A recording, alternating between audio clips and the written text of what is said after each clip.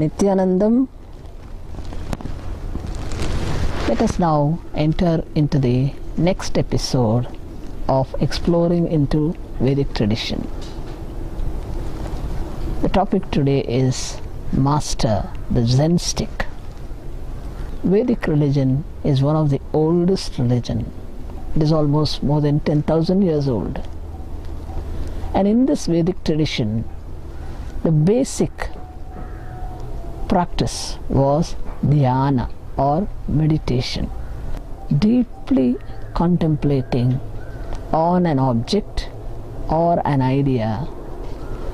The depth in the concentration will make the object and the subject, that is you, lose its form and name and enter into a neutral space, higher space.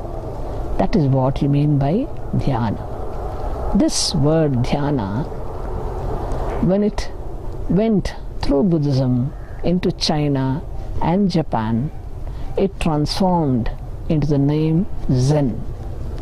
Zen, that word actually means a state in which you are just pushed into the present moment. When you are in the present moment, you are in a no-mind state. Now, this Zen can be viciously given or forcibly given only by a master, because the master knows all the mental setups that he can come across. He has had the experience of what each mental setup would be, because he has traversed through all these paths. And a disciple who goes to a master may be treated in different ways. Each disciple will be handled in a different manner by the master. A person who can understand the base of all the ways in which he handles a disciple probably has an inkling of what the Zen is. Let me tell you one story from an Upanishad. Chandogya Upanishad is one of the major Upanishads. In that, there is a mention of a story. A small boy, Satyakama is his name. He is a village boy. He sees his friends, all of them going to a Gurukula or a place of study under a master. This boy is very keen to join a Gurukula and learn. There was inquisitiveness and interest in him. He goes to his mother. Her name is Jabala. His mother. He asks his mother, if he has to join a Gurukula, he has to mention his Gotra. Gotra means the lineage from which he has been born. That has to be informed in the Gurukula. It's just like giving a birth certificate of the present days. He goes to his mother and asks her. Incidentally, his mother does not know the name of the boy's father. She tells him, I do not know the name of your father. So be truthful, honest, and tell the Guru the entire truth. And then tell him that you are Satyakama Jabala. Tell your name as that. The boy goes to the Guru and informs him the truth as it is. The Guru or the master, on listening to the boy, immediately realizes that there is absolute truth in the boy's words, and he accepts him as his disciple. The job or the work that the master gives to the boy was, he gives him a few hundred cows which are very lean, weak. He tells him, go to the forest and come back only when these cows have multiplied in the 1,000. The boy, who is very sincere, very ready inside, he has an openness. he accepts the words of the Guru as the highest discipline he has to follow. He takes these cows, goes into the forest, sets up a tent and keeps looking after the cows. Days pass into months and to years, and the only work that he does is looking after the cows. The cows have become fat and they are very happy, and there were umpteen number of calves that are born. Finally, after they have multiplied into 1,000, one of his cows tells him, "Master, we have now grown into a family of 1,000, and you can now return to your Guru and inform him that you have multiplied it." These cows, in fact, have become almost the Vedas, the knowledge, and they give him the basic knowledge of the inner truth. And after reaching the disciple, the master, Jabala Satyakama, goes inside, and as soon as the master sees him, he says, "I know you have done it," because the boy was shining with enlightenment in him. Now what do we understand by this? First thing, the boy had no doubt in him. He had complete trust in the words of the master.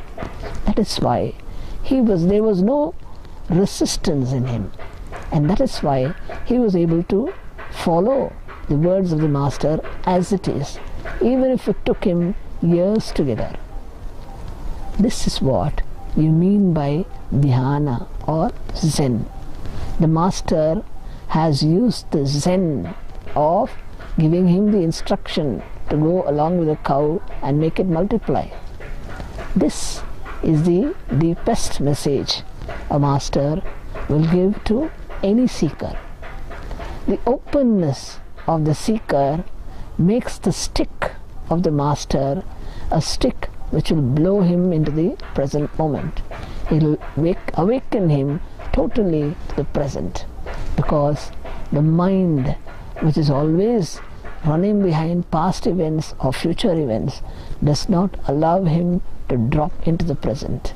It is the sharp words of the master that can make him drop into the present. And this story will illustrate to you that Vedic tradition was very rich in such instructions of masters and such obedience in disciples. Implicit obedience is what the Zen requires for your enlightenment. Let me narrate to you another story which is usually more prevalent among Zen Buddhism stories. In Zen, there was a very famous master named Rinzai. Once a disciple comes to him. He tells him, "I am a rich person who has been through life, but I am totally disillusioned. I want to be learning under you." The master says, "What is it that you know?" He said, "The only thing I know to do was play chess. I have been playing chess very regularly." And when the master told him that, the master said, "Yes, okay, now we'll have a chess game." And he called for a person, one of his disciples, to bring a chessboard. And he made both of them sit opposing each other. He gave a condition. He said, "You have to play and win it. If you do not win it, I'll cut off your head." And to the disciple also he said, "You also have to play and win it. Otherwise I'll cut off your head." And he showed them a knife which was kept ready. When the two of them looked into the master's eyes, they could see that he meant it. And they started playing. The new boy who had come, the seeker who had come, started playing, making the moves. The disciple in fact did not know anything about chess. The only thing he knew was trust in his master's words. And he was there playing the game. Though initially he did not know how to play, he made some faltering moves. This boy was good in chess. He was making good moves. And suddenly, in one place, he also faltered. Immediately, the fear gripped him. The knife that was with the master made him completely lose all idea of living. He was desperate. Immediately, he was dropping himself into the present moment, and there was desperation in making the right moves. He started making the right moves. Then, suddenly, he looked into the eyes of the opponent, the disciple who was playing.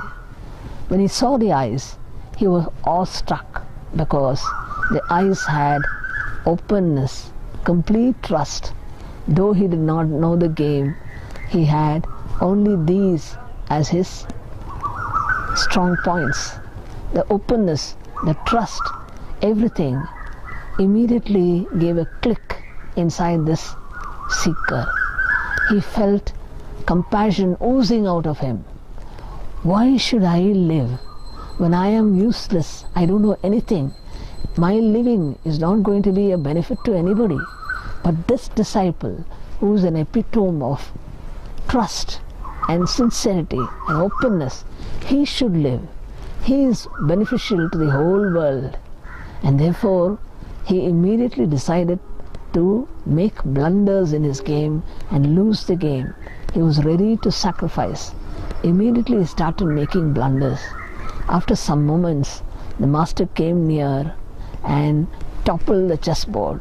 He said, "There is no winner nor loser." And then he called the boy and said, "Today you have learned the lesson of trust and sacrifice. That is what you need to know for the enlightenment to flower in you." Each word, each action, each breath of the master is always filled with compassion. Though it may appear harsh, please, if you are a seeker, please go in and look in. You will understand the idea behind what master's words are, what his actions are, what his body language is indicating. And if you are intelligent, you will understand that he is always bent on making you enlightened. He will go to any extent just to raise his disciples to the state of enlightenment. So, Nithyananda.